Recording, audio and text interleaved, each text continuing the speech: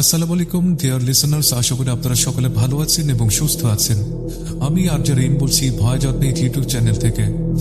আশা করি আপনারা আমাদের সকল ঘটনাগুলি এনজয় করছেন এবং আমাদেরকে আপনাদের ঘটনাগুলি পাঠাবেন। তো আমাদের কি ঘটনা পাঠানোর যে অ্যাড্রেসটা সেটা হচ্ছে bhoy.net@gmail.com, which is bhoytotnet@gmail.com। এছাড়া আপনারা যদি আমাদের ফেসবুক পেজে যুক্ত হতে চান তাহলে আমাদের ফেসবুক পেজের অ্যাড্রেসটি হচ্ছে www.facebook.com/bhoy.net, which is www.facebook.com/bhoydotnet। চলুন আমরা চলে যাই আমাদের প্রথম ঘটনার দিকে, যেই ঘটনাটি আমাদেরকে পাঠিয়েছেন মোহাম্মদ ইমরান হোসেন নামের একজন ভদ্রলোক। তো আমি কথা না পারিয়ে ঘটনাটি ঠিক যেভাবে লেখা আছে সেভাবেই পড়ার চেষ্টা করছি। আসসালামু আলাইকুম, আমি মোহাম্মদ ইমরান হোসেন। আমার জন্ম যশোর জেলার চৌবাচা থানার পুরাপাড়া গ্রামে। আমার প্রথম ঘটনা যেটি আমি বলছি সেটি আমার বাবার সাথে ঘটেছিল, যা শুরু হয় 1992 সালে। আমাদের পরিবারের আয়ের মূল উৎস ছিল কৃষিকাজ।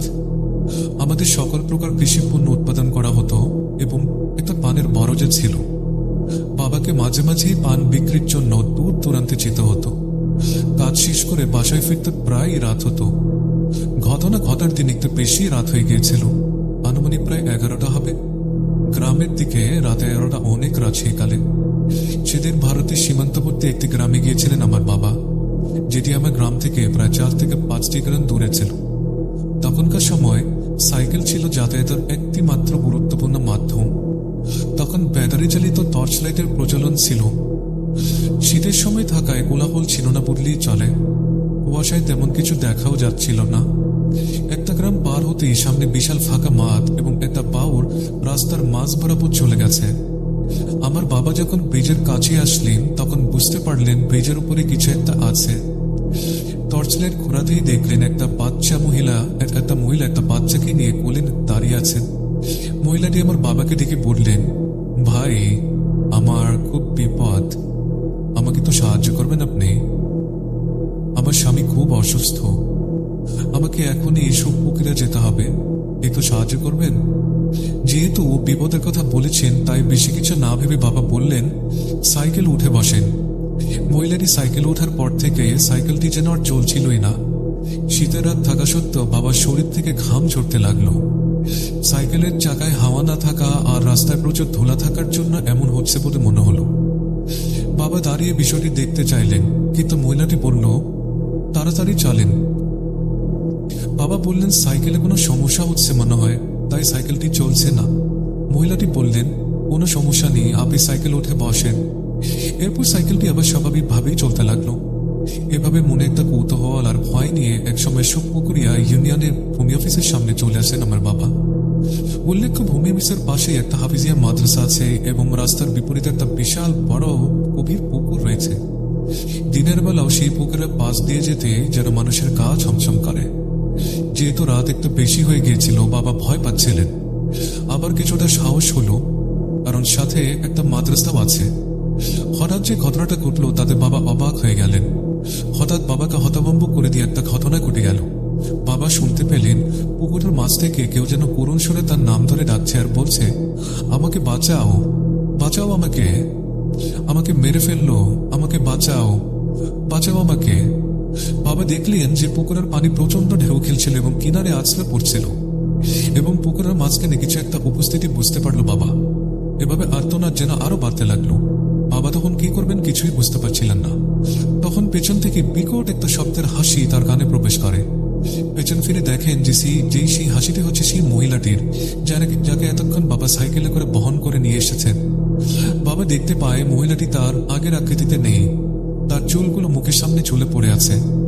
এজন্য মুখটা ভালোভাবে বোঝাও যাচ্ছিল না। মহিলাটির শরীরে কোনো পোশাকই ছিল না, কিন্তু তার শরীরে এত পরিমাণ লোম ছিল যে লোমের কারণে কিছু বোঝাও যাচ্ছিল না যে ওটা মানুষ নাকি অন্য কোনো জন্তু। বাবা এটা দেখে খুবই ভয় পান এবং চিৎকার করতে শুরু করেন। ওনার চিৎকার শুনে হাফিজিয়া মাদ্রাসার ছাত্ররা এগিয়ে আসলেন। মাদ্রাসার ছাত্র শিক্ষক সবাই এসে বাবাকে মাদ্রাসার ভেতরে নিয়ে গেলেন এবং বললেন, এত রাতে আপনি কোত্থেকে আসছেন? আমার বাবা এই কথা শুনে ওনাদেরকে সবকিছু খুলে বলেন। তখন সেখানকার বড় হুজুর বলেন, আপনার ভাগ্য ভাই খুব ভালো, আপনি আজ বেঁচে ফিরে গেছেন। আর কখন এত রাতে বের হবেন না আর ওই রাস্তা দিয়েও যাবেন না দয়া করে। মাদ্রাসার বড় হুজুর আব্বুকে বললেন, আজকের রাত আপনি এখানেই থেকে যান, কাল সকাল হলে চলে যাবেন। কিন্তু আব্বু হুজুরকে বললেন, আমাকে একটু এগিয়ে দেন, তারপর আমি একাই যেতে পারবো, তা না হলে বাসার সবাই চিন্তা করবে। তারা আব্বুকে কিছু দূর এগিয়ে দিলে আব্বু বললেন, আর আসতে হবে না, কিছু দূর পরে আমার বাসা, এবার আমি একাই যেতে পারবো। এই কথা শুনে ওনারা ফিরে গেলেন। বাবা তারপর তাদেরকে বিদায় দিয়ে সাইকেল চালাতে লাগলেন।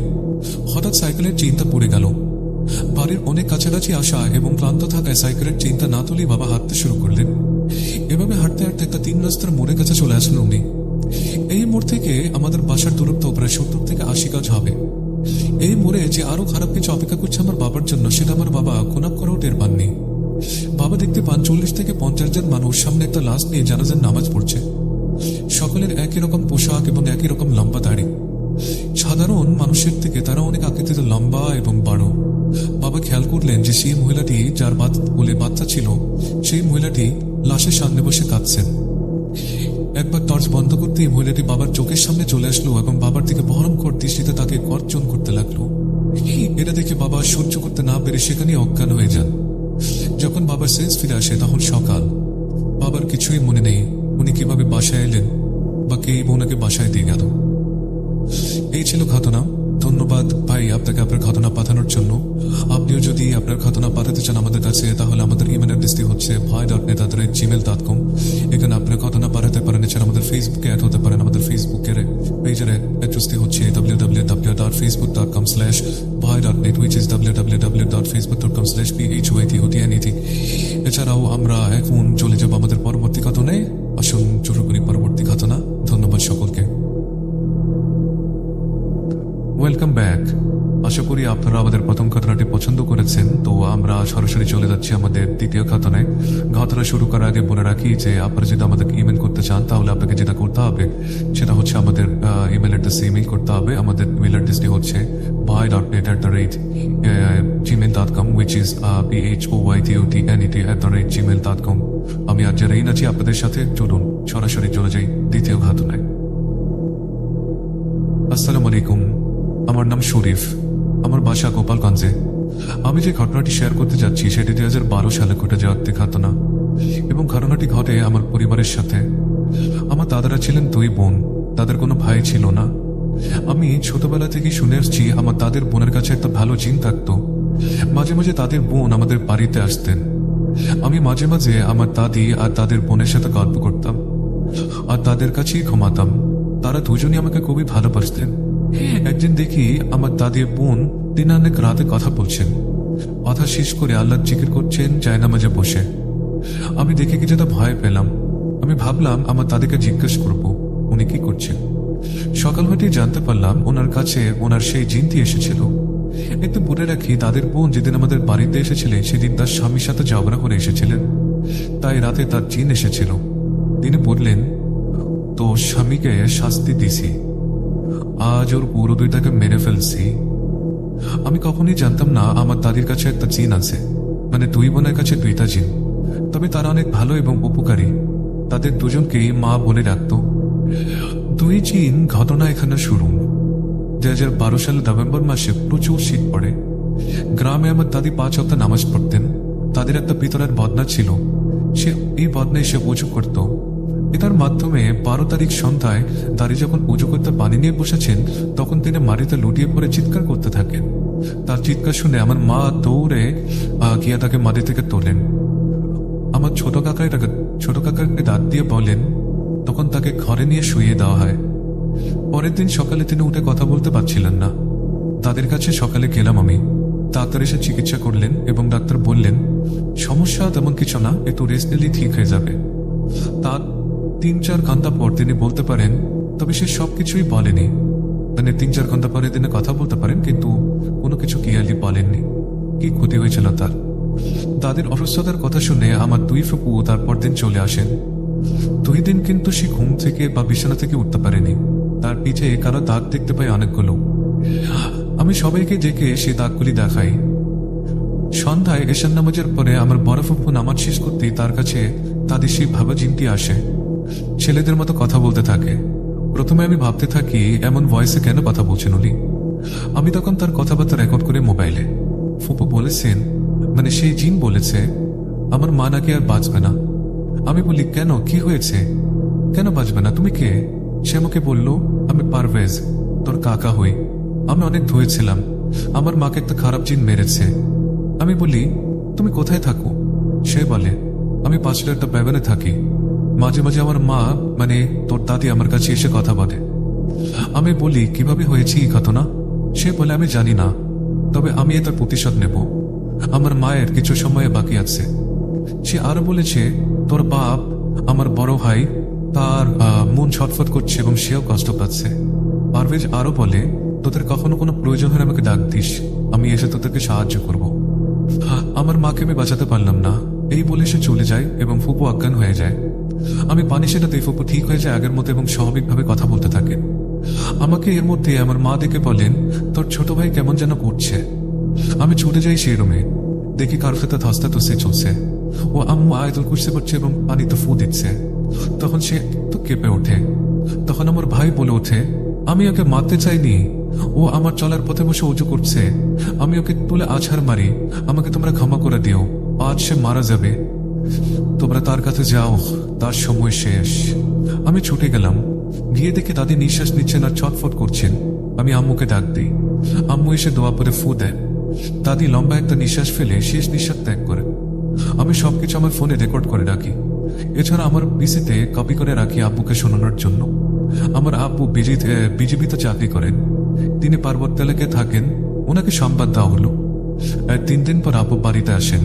আমি তাকে শোনানোর জন্য যখন পিসি অন করি, তখন পিসি আর অন হচ্ছে না।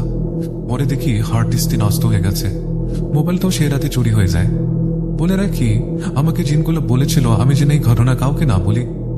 আজ অনেকদিন হয়ে গেছে, নিজের ভেতরেই রেখে দিয়েছি। আজ মনে হলো আপনাদের প্ল্যাটফর্ম ভয়.নেটে জিনিসটা শেয়ার করি। সত্য ঘটনা, বিশ্বাস হওয়া বা না হওয়া আপনার কাছে। এই ছিল ঘটনা। ভুল ত্রুটি হলে ক্ষমা সুন্দর দৃষ্টিতে দেখবেন। আর হ্যাঁ, এখনো সেই জিন আমার ছোট ফুটবুর কাছে থাকে, আর তার কোনো ছেলে নেই এবং তার কাছে প্রায়ই জিন আসে। ধন্যবাদ সকলকে। আসসালামু আলাইকুম। ওয়েলকাম ব্যাক প্রিয় লিসনার্স। আশা করি আপনাদের কাছে এই ঘটনাটি ভালো লেগেছে। আপনারাও যদি আপনাদের ঘটনা আমাদেরকে পাঠাতে চান, তাহলে তাদেরকে যেটা করতে হবে সেটা হচ্ছে আমাদেরকে ইমেল করতে হবে। আমাদের ইমেল অ্যাড্রেসটা হচ্ছে www.gmail.com এ যাবেন আপনি। এরপর হচ্ছে আমাদের ইমেল অ্যাড্রেসটা টাইপ করবেন, which is bhoytotnet@gmail.com। আমরা আপনাদের ঘটনার অপেক্ষায় থাকবো। চলুন চলে যাই আমাদের পরবর্তী ঘটনায়। Welcome back deer listeners. আমি আর যে রিন আছি সম্পূর্ণ সময় আপনাদের সাথে এবং আশা করি আপনারা আমাদের ঘটনাগুলো এনজয় করছেন। তো আমরা আপনাদের ঘটনার অপেক্ষায় থাকবো। চলুন কথা না বাড়িয়ে চলে যাই আমাদের তৃতীয় ঘটনায়। যেভাবে লেখা আছে আমি সেভাবেই পড়ছি। তুমি ভয় পাও কিসে? প্রশ্নটা শুনে ঠোঁটে চেপে হাসলাম। নেহা, মেয়েটা কলেজ সেকেন্ড ইয়ারের ছাত্রী হলেও তার প্রফুল্লতার খিলখিলি হাসিটা দেখলে তাকে সবে ক্লাস 7 ওঠা মেয়ে বলেই মনে হয়। হাতে কফির কাপটা রাখলাম টেবিলে। মৃত আলোড়ন ধোঁয়াগুলোকে অদৃশ্য করে দিল। আমি বললাম, আমি ভয় পাই না। মেয়েটা বলল, এটা তো মানতে পারলাম না, সবাই তো কিছু না কিছুতে ভয় পায়, পারো না ফারহান? কিসে ভয় পাও তুমি? অদ্ভুত উৎসাহ তার চোখে। খুব বেশি দিন হয়নি মেয়েটার সাথে পরিচয়, আলাপ, তারপর প্রেম। যথাযোগ্য একটা উত্তর দেওয়া উচিত প্রশ্নকর্তাকে। আমি হতাশ করতে চাইলাম না। বললাম, ভূত। খিলখিলি হাসি আবার আমার কানে বাজল। সে আবারও হাসতে হাসতে তার হাসিটা যেন প্রতি সেকেন্ডে মিলিয়ে গেল। আমি দেখলাম প্রাণ ভরে প্রশান্তির চাহিদা সবখানে। তখন রাত 9টা। বাসায় ঢুকে পকেট থেকে ফোনটা আর মানিব্যাগটা বের করে রেখে ফ্রেশ হতে গেল। এর মাঝে মা ডাক দিলেন রাতের খাবার খেতে। আমি বললাম, খাবো না। মা বললেন, কেন? তুই না বললি চিংড়ির চচ্চড়ি খাবি? তোর জন্যই তো করলাম। আমি বললাম, না খাবো না, খেয়ে এসেছি বাইরে। মা রেগে গেলেন। অল্প বিস্তর কথাও কানে আসতে লাগলো। আমি নির্বিকার চিত্তে ফোন হাতে শুয়ে পড়লাম। আমি মধ্যবিত্ত পরিবারের ছেলে। বাবা বেসরকারি কলেজের শিক্ষক এবং নিজ চোখেই দেখতাম মাসের 15 দিন যেতে আব্বুর কাছে যা চাওয়া হতো তখন তিনি চুপ হয়ে থাকতেন। আমার খুব রাগ হতো। আমার সব বন্ধুদের হাতে স্মার্টফোন, কিন্তু আব্বুর করা নিষেধাজ্ঞা ভর্তি পরীক্ষার আগ পর্যন্ত আমি নতুন ফোন পাবো না। সেই সুবাদে আমি জাভা যোগে পড়ে আছি। আমার পড়াশোনার বেহাল দশা নিয়ে ঝাবড়া ঝামেলার প্রতিদিন রুটিন ছিল। বলতে গেলে কথা একটাই, তোমাকে বেসরকারি ভার্সিটিতে পড়াতে পারবো না, সে আশা তুমি ছেড়ে দাও। অতএব সব রেখে পড়াশোনা ভালো করে কারো। এই সময়ে যখন আমার দিন খুব খারাপ যাচ্ছিল, মেজাজ সারাদিন খিটখিটে হয়ে থাকতো, আমার জীবনে একটা মেয়ে আসলো। হুট করে সব যেন সয়ে যেতে শুরু হলো। আমার আব্বু আম্মুর বাঁকা বাসার যে কোনো ঝামেলায় আর আমার গায়ে লাগতো না। পড়াশোনা করতে এরকম যেন একটা আমি অবসরে নিয়ে নিলাম। বাসার সবাই আমার উপর আশা ছেড়ে দিতে লাগলেন। একদিন আরিপিতে আব্বুকে রীতিমতো বলতে শুনলাম আমি একটা নিভে যাওয়ার সম্ভাবনা। এসব ঘটনা আমার মনে মা বাবার প্রতি তাচ্ছিল্য বোধ সৃষ্টি করেছিল, যেটা হওয়ার কথা ছিল না। সেদিন রাত 9টা বাজে। নেহাকে ওর বাসায় রেখে নিজের বাসায় ফিরছি। এই রাস্তা দেশের নামাজের পর থেকে অসম্ভব রকম শান্ত থাকে। একটা রিক্সা পাওয়া যায় না।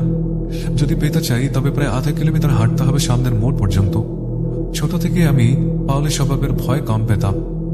রাস্তা যথেষ্ট চওড়া, দুই পাশে কালে ভদ্রে 2-3টা শক্ত গাছের চারা লাগানো দেখা যায়। চাঁদাই দুই ঘেরা ধানে মোড় নিলাম। দূর থেকে আমার একটা জিনিস চোখে পড়লো। ছাড়া ছাড়া ভাবে রাস্তার যতটুকু আলো তাতে প্রায় স্পষ্ট দেখতে পেলাম রাস্তার ধারে কিছু একটা নড়ছে। আমার চোখের সমস্যা, দূরের জিনিস আমি স্পষ্ট দেখতে পাই না, কিন্তু প্রায় 60 থেকে 70 গজ দূর ওই আলো আধারে মিশে আমি দেখতে পেলাম একটা বাচ্চা বসে আছে। দূরে কিছু দেখতে নিজের চোখ উপর বিশ্বাস করতে পারছিলাম না বললেই চলে।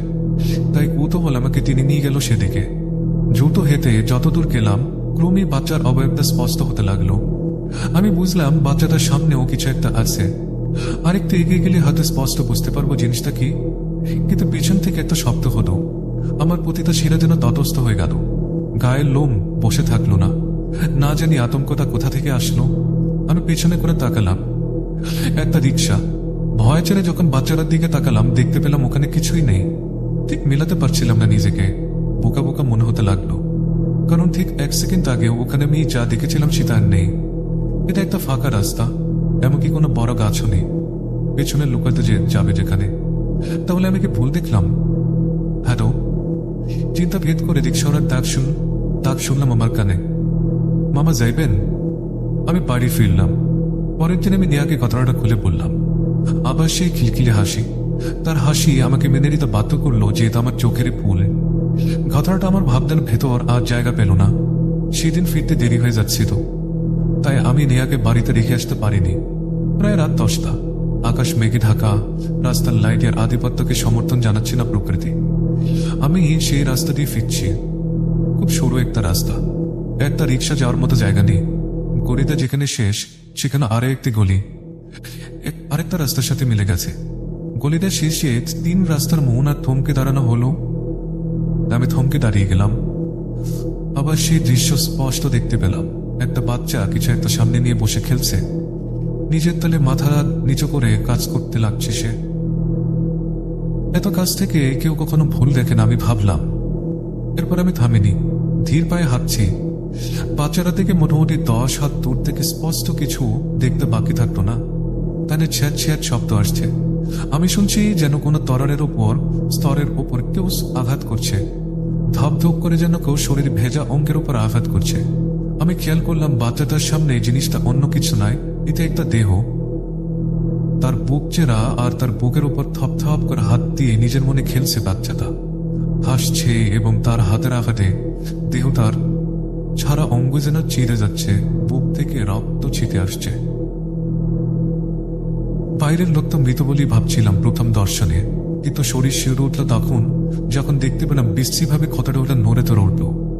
পরিবেশ জ্ঞান হারিয়ে দাঁড়িয়ে থাকলাম। আমি ওখান থেকে সরে আসার বুদ্ধিটা পর্যন্ত আমার মাথায় আনতে পারিনি।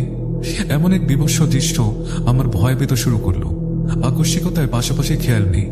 ঠিক তখন আগের মতো করে একটা শব্দ হলো। ততস্থ হয়ে পাশে ফিরে তাকালাম। 2টা কুকুর, তারা নিজেরাই মারামারি করছে আর খেলছে। আবার যখন বাচ্চাটার দিকে মুখ করে তাকালাম, আগের মতোই স্পষ্ট দেখলাম কিচ্ছু নেই। না সেই বাচ্চা, না সেই দেহ, না কিছু। বাড়ি ফিরে দেখি ফোনে 11টা মিসড কল। নেহা জরুরিভাবে কল ব্যাক করলাম। নেহা জানালো গতকাল আমার সাথে যা হয়েছিল তার সাথে ঠিক একই ঘটনা ঘটেছে। ভয় জোরে বসলো আমার মাথায়। পরের দিন সকালে আমি রাতে সেই গলিটার সামনে গেলাম, কিন্তু কোনো রক্তের দাগ নেই। বুঝলাম না বাসায় বলা উচিত কিনা। 2জন মানুষ একই রকম চোখের ভ্রমের সাক্ষী। নেহার মনে ভয়ের দাগটা তার চেহারাতে স্পষ্ট ছিল। প্রতিদিন কয়েকটা দিন এমন গেল যে পাশাপাশি আমরা বসে থাকি চুপ করে, কোনো কথা বলে না কেউ। 2-1টা কথা যা হয় তার প্রাণ ফুরিয়ে গেছে মনে হয়। এরপর প্রতি সপ্তাহে নিয়ে আমাকে কে জানতো যে বারবার উদ্ভূত সব দৃশ্যের সামনে সে আমাকে নিয়ে যাবে, আর কোনো শব্দ এসে পুরো ব্যাপারটাকে যেন হয় মুলিয়ে দিয়ে চলে যায়। নিয়ার প্রফুল্ল ভাবটা হারিয়ে যেতে লাগতো ধীরে ধীরে, আর খিলখিলে হাসিটাও যেন ওর ভুলে যাচ্ছিল সে। একটা সময় এসে নেহা পুরো ব্যাপারটা আর নিতে পারছিল না, সম্পর্কটা সে আর রাখতে চাইত না, সে চাইলে একা থাকতে। আমি বুঝলাম সবটুকু চুপ থেকেই দেখলাম, নিজেকে এই অবস্থায় একা হয়ে যেতে দেখলাম। এরপর 2-3 দিন সে আমার সাথে একই ঘটনা ঘটল। এরপর দেখতে পেন একটা মহিলা বাচ্চাটাকে করে নিয়ে বসে আছে, আর বাচ্চাটা মহিলার হাত কামড়ে দিয়ে রক্ত বের করে ফেলছে। আরেকজন দেখতে পেলেন একটা হাত দাদা পুরুষ মানুষের পাশে বাচ্চাটার শরীর থেকে বিচ্ছিন্ন হয়ে যাওয়া হাত করে নিয়ে খেলছে। ঘটনাগুলো যেন আমার কাছে স্বাভাবিক মনে হতে শুরু করলো, আকস্মিকতা কমতে লাগলো, কিন্তু আমার মানসিক অবস্থা বিগড়ে যাচ্ছে। ততদিন নেহার সাথে আর ভালো কিছু হয়নি, কিন্তু কি হয়েছিল সেই জানার ফুরসত নেই। সেই ফেসবুক ডিঅ্যাক্টিভেট করে রেখেছিল, নাম্বারটা বন্ধ, বাসা থেকেও বের হয় না। 2 সপ্তাহ হলো, এদিকে বাবার কঠিন জ্বর, আর 4 দিন হলো। এত কিছুর মাঝে এদিকে ভ্রুক্ষেপ করার মানসিকতা ছিল না। মা বলছিল তোর আব্বুর শরীর বেশ খারাপ, এবার বাসে গিয়েও তা বুঝতে পারিস, তাই না? আমি নিরুত্তর থেকে নিজের ঘরে থাকতাম, যতক্ষণ বাসায় থাকতাম। আমার ঠিকানা যেদিন এক বন্ধুর বাইক নিয়ে গেলাম ভার্সিটি ফিরতে। রাত হলো প্রায় 10টা, 10:30। নদীর ধারে ফাঁকা রাস্তা দিয়ে কেন যেন যেতে ইচ্ছে করলো। মা বাঁধের পাশ দিয়ে গতি বাড়াতে চাইলাম। বাতাস খেতে খেতে হেডলাইটার আলো রেঞ্জের বাইরে কিছু দেখা যাচ্ছে না। হুট করে পা পড়ল রাস্তার সামনে। একটা ছোট্ট বাচ্চা শরীর উপরে যেন হাঁটছে। এত ছোট একটা বাচ্চা হাঁটছে কোনো একটা শরীরের উপরে, যে আমার চিন্তার বাইরে। আমি চমকে উঠলাম। ব্রেক করে কোনো লাভ হবে না আমার জানা ছিল, তাও আর ব্রেক করিনি। কিন্তু বাচ্চাটাকে পাশ কাটিয়ে যেতেই দ্রুত নিয়ন্ত্রণ হারিয়ে ফেললাম। বাম দিক থেকে বাইকটা কাত হয়ে গেল।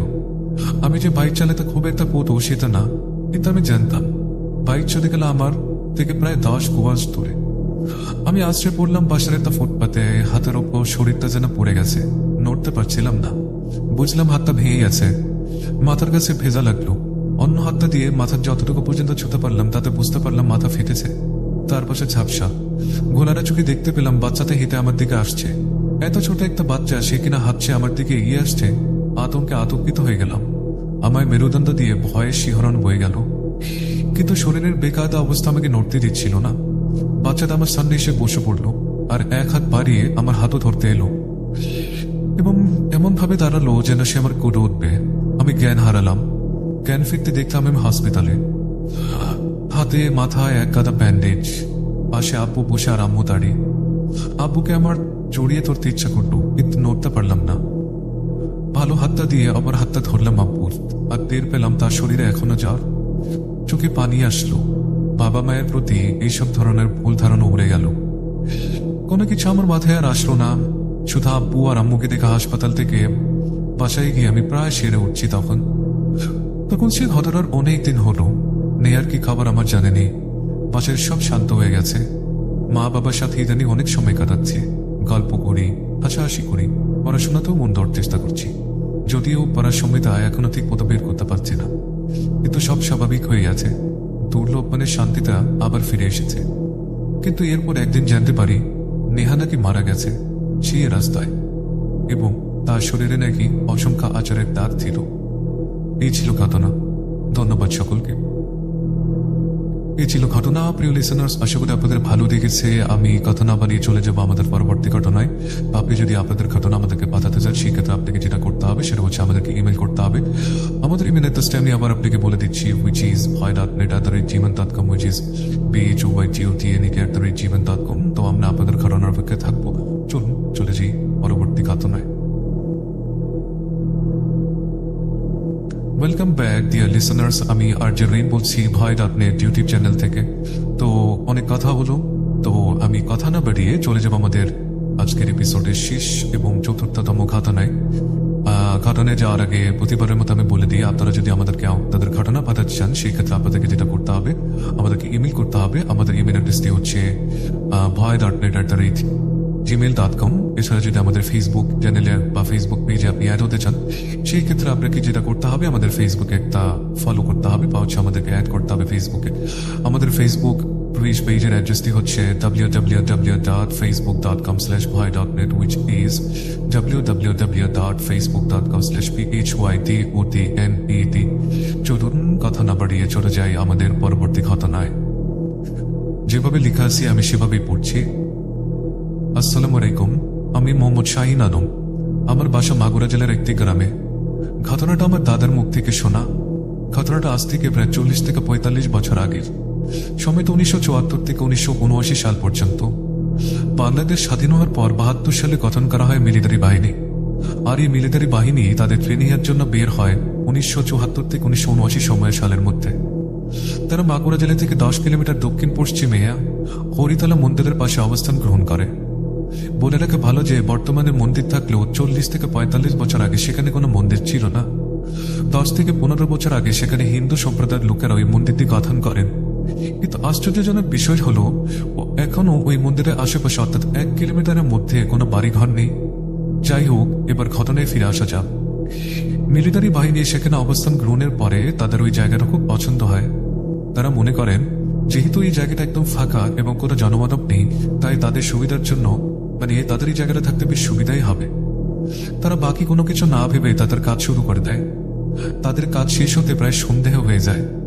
তাদের কাজের মধ্যে ছিল তাঁবু তৈরি করা, রান্নার জায়গা গোছানো, যুদ্ধের সময় কোথাও অবস্থান গ্রহণ করবে সেই জায়গা গোছানো ইত্যাদি ইত্যাদি।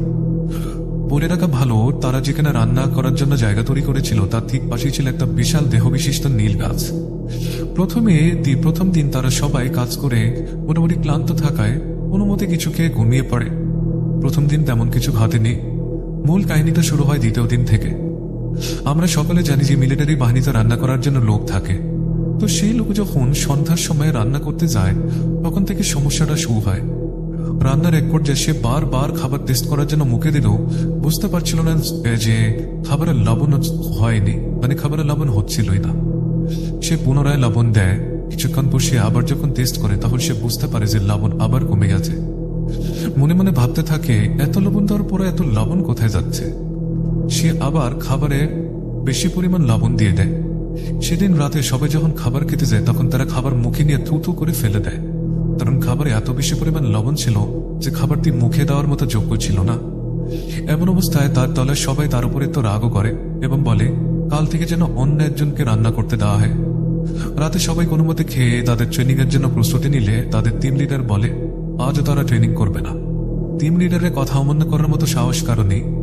তাই সবাই যে যার মতো ঘুমানোর জন্য প্রস্তুতি নিচ্ছিল এবং তারা একসময় ঘুমিয়েই পড়ল। রাত তখন প্রায় 2টা থেকে 3টা হবে। দলের একজনের কারো ঘুম ভেঙে যায়। বাইরে থেকে কে একজন তার নাম ধরে ডাকছে এবং বলছে একটু বাহিরে আসবেন। সে মনে করলো তাদের দলের কেউ হয়তো বা তাদেরকে ডাকছে। লোকটি 7-5 না ভেবে বাইরে চলে আসলেন, কিন্তু বাহিরে এসে উনি কাউকে দেখতে পেলেন না। কাউকে দেখতে না পেয়ে উনি ওনার তাঁবুর ভেতরে চলে গেলেন। 2 থেকে 3 মিনিট পর আবার তার নাম ধরে কেউ ডাক দিল। এবার তার বুঝতে বাকি রইল না যে তাঁবুর পেছন থেকে ডাকতে আসছে। সে হাঁটতে হাঁটতে তাঁবুর পেছনে চলে গেল। তাঁবুর পেছনে সে যা দেখলো সেতে একদম সে চমকে গেল। সে দেখতে পেল একজন যুবতী মেয়ে দাঁড়িয়ে আছেন, লাল শাড়ি, সারা শরীর যেন রক্তাক্ত। তার ঘাড়ে কোনো মাথা ছিল না, মাথাটা ছিল তার হাতের উপরে। এই দৃশ্য দেখে সে নিজেকে ঠিক রাখতে পারল না। নিজেকে ঠিক রাখতে না পেরে চিৎকার দিয়ে সে অজ্ঞান হয়ে মাটিতে লুটিয়ে পড়ল। তার চিৎকার শুনে দলের বাকি সকল দ্রুত তাঁবু থেকে বের হয়ে আশেপাশে কি হয়েছে বোঝার চেষ্টা করল। দলের দুজন মিলে তাঁবুর পেছনে এসে দেখলে পেলেন যে একজন অজ্ঞান হয়ে মাটিতে পড়ে আছে। তার এই অবস্থা দেখে সবাই মিলে তাকে ধরে তাঁবুর ভেতরে নিয়ে আসে। তখন সবাই মিলে তার জ্ঞান ফেরানোর চেষ্টা করা হয়, কিন্তু ব্যর্থ। পরদিন সকালে তার জ্ঞান ফিরে আসে। তার জ্ঞান ফেরার পর সবাই তাকে কি হয়েছিল জিজ্ঞেস করে। সে সম্পূর্ণ ঘটনাটা সবাইকে খুলে বলে, কিন্তু তার কথায় কেউ কর্ণপাত করে না, বরং হেসে উড়িয়ে দেয়। ঘটনাটা এখানেই শেষ হয়নি। তাদের সবার জন্য আরো খারাপ কিছুই যেন অপেক্ষা করছিল। সেদিন সকাল থেকে সবাই নিজ নিজ কাজে ব্যস্ত হয়ে পড়ে। তাদের কাজ শেষ করতে করতে বিকেল হয়ে যায়। রাতে রান্না শেষ করার জন্য তাদের মধ্যে একজন বাজারে যায় গরুর মাংস কেনার জন্য। গরুর মাংস কিনে সে তাঁবুর উদ্দেশ্যে রওনা হয়। অর্ধেক পথ আসতে না আসতেই মাগরিবের আজান পড়ে যায়। চারিদিকে আজান শেষ হওয়ার আগেই তার সাথে একজন লোকের দেখা হয়। তার ভাষ্যমতে লোকটা ছিল অসম্ভব সুন্দর। গায়ে সাদা রঙের পাঞ্জাবি, মুখে দাড়িওয়ালা, সব দাড়ি পাকা, মাথায় সুন্দর একটা পাগড়ি পরা, উচ্চতা প্রায় 6 ফিটের মতো। লোকটাকে দেখে সে সালাম দিয়েছিল। লোকটাও সালামের উত্তর দিয়েছিল।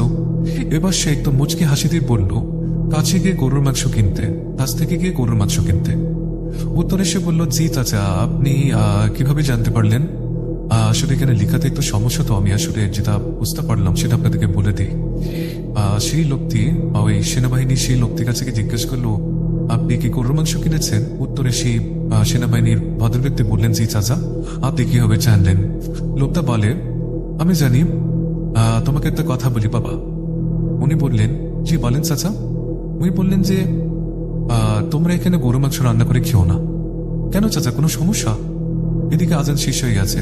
লোকটি বলল, আমার নামাজ পড়তে হবে, আমি আসি। এই বলে লোকটা হাঁটা শুরু করলেন। মিলিটারির লোকটা কোনো কিছু না ভেবে তাঁবুর দিকে হাঁটা শুরু করলেন। তাঁবুতে ফিরে কাউকে কোনো কিছু বললেন না। দল প্রধানের নেতৃত্বে গরু মাংস রান্নার কাজ শুরু হল। আর তখন থেকে শুরু হলো অন্য ধরনের একটা ঘটনা। দুজন রান্নার দায়িত্ব নিয়ে বাকি লোকদের নিয়ে টিম লিডার যেন অন্য একটি কাজে নিযুক্ত হয়ে পড়েন। যারা রান্না করছিলেন তারা একসময় বুঝতে পারেন তাদের আশেপাশে অনেক লোকের উপস্থিতি। লোকগুলো তাদের আশেপাশে ঘোরাঘুরি করছে এবং কি যেন বলছে, সেটা তাদের কাছে অস্পষ্ট। তারা এগুলোকে পাত্তা না দিয়ে নিজের মতো রান্না শেষ করলেন। রান্না শেষ হলো। এবার টিম লিডারের নেতৃত্বে খাওয়া শুরু হলো। অর্ধেকটা খাওয়া শেষ, হঠাৎ বাইরে থেকে রাইফেলের শব্দ। তারা মনে করলো অন্য দল হয়তো তাদের উপর আক্রমণ করেছে। বলে রাখা ভালো, মিলিটারি বাহিনী একদল এখনো অন্য জায়গায় ট্রেনিং এ, একদল কখনো অন্য জায়গায় ট্রেনিং এ যায় না। দুটি দল একটা নির্দিষ্ট দূরত্বের মধ্যে ট্রেনিং করে। খাবার শেষ না করে টিম লিডারের নেতৃত্বে দ্রুত সবাই ঘর থেকে বেরিয়ে রাইফেল নিয়ে বেরোলো। কিন্তু বাইরে এসে তারা কাউকে দেখতে পেলেন না। তারা কিছুক্ষণ বাইরে দাঁড়িয়ে শত্রুপক্ষের অপেক্ষায় ছিলেন, কিন্তু কারো কোনো সারা শব্দই নেই। হঠাৎ দলের একজনের চোখ পাশে গাছটার দিকে গেল। সে দেখতে পেল এক বিশাল দেহবিশিষ্ট দানবের মতো কিছু একটা গাছের এক বসে শীর্ষে দাঁড়িয়ে আছে আর কি যেন একটা খাচ্ছে। জোছনা চাঁদের রাতে আলোতে সে চিৎকার দিয়ে ওঠে এই দৃশ্য দেখে। পরবর্তীতে সবাই এটা দেখে চমকে ওঠে এবং অবয়বটাকে উদ্দেশ্য করে ফায়ার করতে থাকে, কিন্তু এটা অবয়বটার যেন কিছুই হচ্ছিল না। ফায়ারিংয়ের এক পর্যায়ে সবার বন্দুকি যেন অকার্যকর হয়ে যায়। সবাই তখন কি করবে বুঝতে পারছিল না। তারা সিদ্ধান্ত নেয় তারা গাড়ি করে পালিয়ে যাবে, কিন্তু গাড়িতে উঠে গাড়ি স্টার্ট দিল, গাড়িটা স্টার্ট নিচ্ছিল না। পরবর্তীতে গাড়ি শত চেষ্টার পরও স্টার্ট নেয় না। এমন সময় ওপর থেকে একটা বিকট চিৎকার দেওয়া একটা, তার চিৎকারের সাথে যেন মনে হচ্ছিল ছোট ছোট পাথরের ভারী বর্ষণ হচ্ছে। এমন সময় তাদের মধ্যে কেউ একজন আজান দিতে শুরু করলো। কেউ কেউ নানা রকম সূরা পাঠ করতে লাগলো, কিন্তু কিছুতেই যেন কিছু হচ্ছে না। এভাবে কতক্ষণ চলেছিল কেউ বলতে পারে না। এভাবে চলতে চলতে সবাই এক পর্যায়ে অজ্ঞান হয়ে মাটিতে যেন লুটিয়ে পড়ে। সবাই অজ্ঞান হয়ে মাটিতে লুটিয়ে পড়লো। যে মাংস কিনতে গিয়েছিল সে তখনও অজ্ঞান হয়নি। অবয়বটা এবার আস্তে করে গাছ থেকে নেমে এসে সেই লোকটার সামনে এসে দাঁড়িয়ে পড়ল, তোকে বলেছিলাম এখানে গরুর মাংস রান্না না করতে, কিন্তু তুই আমার কথা শুনিসনি, আর এই জন্য তোকে তো শাস্তি পেতেই হবে, এবং যারা রান্না করেছিল তাদেরকেও শাস্তি পেতে হবে। এই বলে অবয়বটা তাকে ছুঁড়ে ফেলে দেয় অন্যদিকে। এরপর সে জ্ঞানবিহীন অজ্ঞান হয়ে পড়ে। তারপর সেখানে কি ঘটেছিল কেউ বলতে পারে না। পরবর্তীতে সকালে কোনো একটা কাজে ওই পথ দিয়ে একজন লোক হেঁটে যাচ্ছিলেন। লোকটা তাদের এই অবস্থা থেকে আশপাশ থেকে আরো কয়েকজন লোক এনে তাদেরকে উদ্ধার করেন। পরবর্তীতে সেখানে কি হয়েছিল সেটাকেও জানতে চাইলেন। তারা একে একে সব খুলে বলে। এই ঘটনায় দলের সবাই আহত অবস্থায় পাওয়া যায়, আর সব থেকে বেশি আহত হয়েছিল মাংস ক্রেতা, আর যারা রান্না করেছিল তারা দুজন। যে মাংস কিনে এনেছিল তাকে মেরুদণ্ড ভ্যান অবস্থায় পাওয়া যায়, আর যারা রান্না করেছিল তাদের দুজনকে মৃত অবস্থায় পাওয়া যায়। কিন্তু ওই দুজনের মৃত্যুটা ছিল অস্বাভাবিক। একজনের গায়েও রক্ত ছিল না। তারা দুজনের ঘাত ছিল মাতকানো, এবং তাদের ঘাড় উটকিয়ে পেছনের দিকে নিয়ে নেওয়া। এই ছিল ঘটনা। ধন্যবাদ সকলকে। আসসালামু আলাইকুম। ওয়েলকাম ব্যাক প্রিয় শ্রোতা বন্ধুরা, আশা করি আপনারা সম্পূর্ণ সময়টি আমাদের এপিসোডটি উপভোগ করেছেন এবং পরবর্তীতেও আমাদের সাথে থাকবেন। আমি আজকে বিদায় নেব, কিন্তু বিদায় নেওয়ার আগে আপনাদেরকে বলে যাই, আপনারা যদি আমাদেরকে ঘটনা পাঠাতে চান তাহলে আপনাদেরকে যে কাজটা করতে হবে সেটা হচ্ছে আমাদেরকে ইমেল করতে হবে। আমাদের ইমেল অ্যাড্রেসটি হচ্ছে void.net@gmail.com, which is voidotnik@gmail.com। এছাড়া যদি আপনারা আমাদের ফেসবুক পেজে কানেক্টেড হতে চান সেক্ষেত্রে আপনাদেরকে আমাদের ফেসবুক পেজে যুক্ত হতে হবে। আমাদের ফেসবুক পেজের অ্যাড্রেসটি হচ্ছে www.facebook.com/void.net, which is www.facebook.com/voidotnik। তো আমাদের সাথে থাকার জন্য আপনাদের সকলকে ধন্যবাদ। কথা হবে আগামী কোনো এপিসোডে নতুন কোনো ঘটনা নিয়ে। ততদিন পর্যন্ত ভালো থাকুন, সুস্থ থাকুন এবং আমাদের সাথেই থাকুন। আমি আর্চারিন সাইনিং অফ। আসসালামু আলাইকুম।